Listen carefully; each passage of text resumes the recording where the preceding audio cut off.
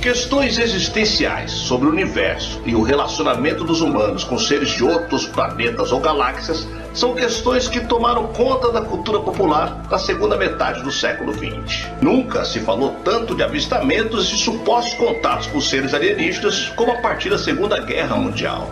Nesse contexto, o tema foi explorado em diversas possibilidades. Em variadas mídias, ganhou repercussão mundial a questão dos discos voadores, que seriam supostamente os veículos utilizados por esses seres alienígenas. Mas embora não haja evidências oficiais sobre isso, o certo é que já foram registrados muitos vídeos ou fotografias que demonstram a existência de objetos estranhos, realizando movimentos incompreensíveis no céu ou no espaço.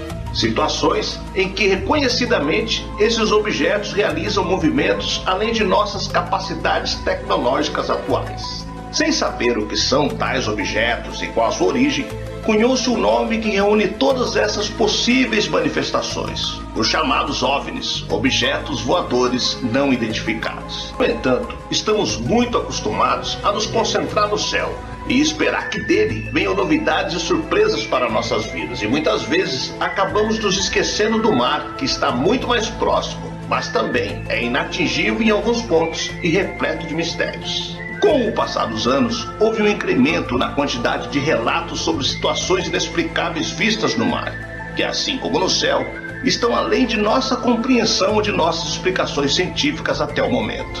Em analogia ao termo OVNI, criou-se o termo Objetos Submarinos Não Identificados, os OSNI, utilizado para definir qualquer objeto ou fenômeno de percepção óptica ou mecânica observado na água.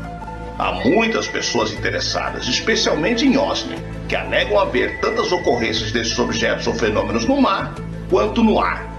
As principais características desses objetos não identificados são acerca da capacidade de suportar uma pressão que nenhum submarino construído com as tecnologias atuais seria capaz de resistir.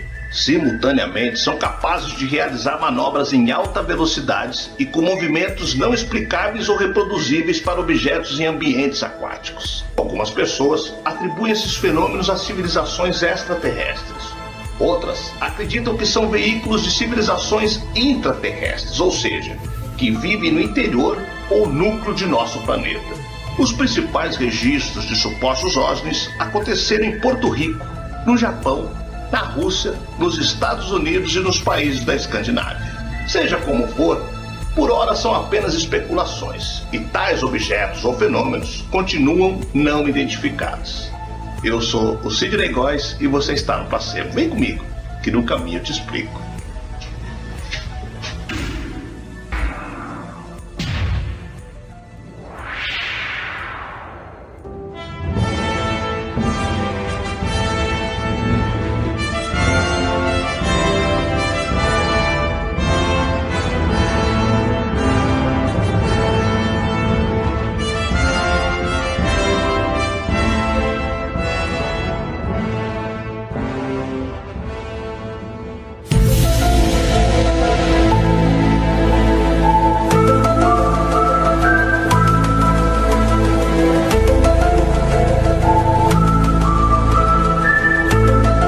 Em 4 de outubro de 1967, ocorreu o mais documentado caso de OVNI da história, um incidente em Shang Harbor.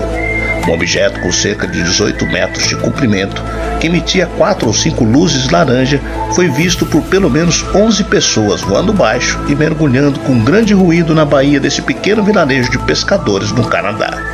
Testemunhas dizem que militares retiraram um estranho objeto metálico da água. E outras afirmam que na noite do dia 11, esse objeto emergiu e se lançou rumo ao céu. O governo do Canadá trata o caso oficialmente como aparição de OVNI.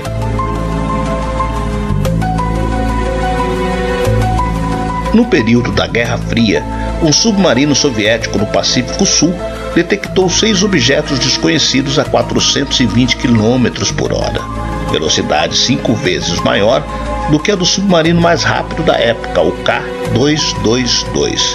Os OVNIs investiram contra a embarcação e o comandante ordenou a imersão. Depois, teriam perseguido o submarino até a superfície, onde alçaram o voo rumo ao espaço.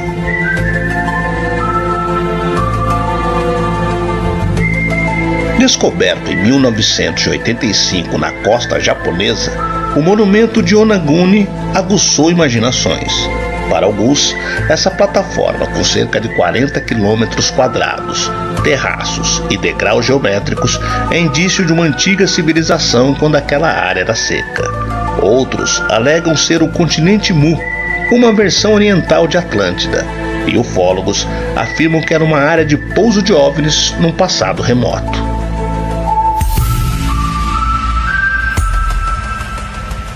Em 2011, uma equipe de mergulho sueca anunciou ter encontrado um estranho disco de 60 metros entre a Finlândia e a Suécia. O achado rendeu 2 documentários de TV e muita fama ao grupo, mas nenhum consenso. Especula-se que a anomalia do Mar Báltico seja uma formação rochosa peculiar, uma escultura ou até um boato de internet muito bem planejado.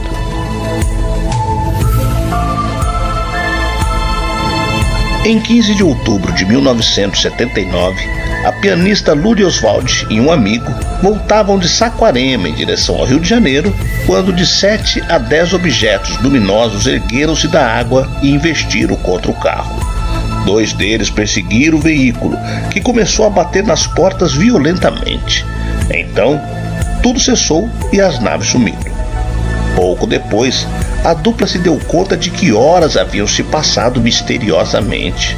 Sob hipnose, Luli relembrou o que houve no período. Ela e o amigo haviam sido levados para um dos OSNIs e examinados por estranhos seres que disseram ter vindo da Antártida.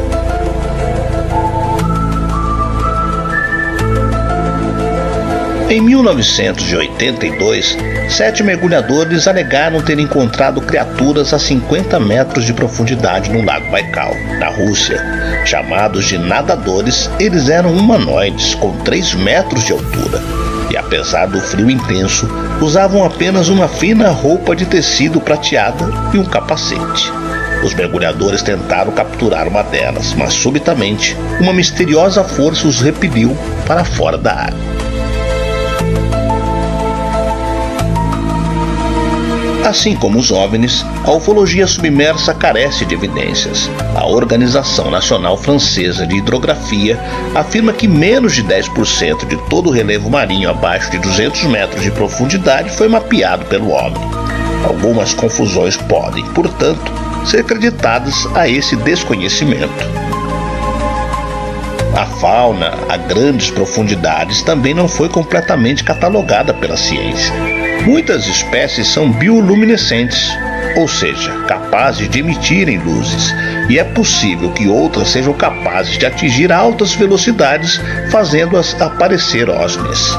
A localização e a profundidade dos mares realmente mudaram ao longo da história do planeta. Muitas áreas submersas podem ter sido, sim, antigas civilizações ainda não estudadas, como no caso do monumento de Yonaguni. A maioria dos casos de OSNIs carece de fontes confiáveis e documentos que comprovem sua veracidade. Mas e você? Acredita que estamos sozinhos no universo? Acredita nas aparições de OVNIs? E esses supostos encontros ou abduções por seres alienígenas em OSNIs podem ser real? Fruto de alucinação? Ou não passa de história de pescador?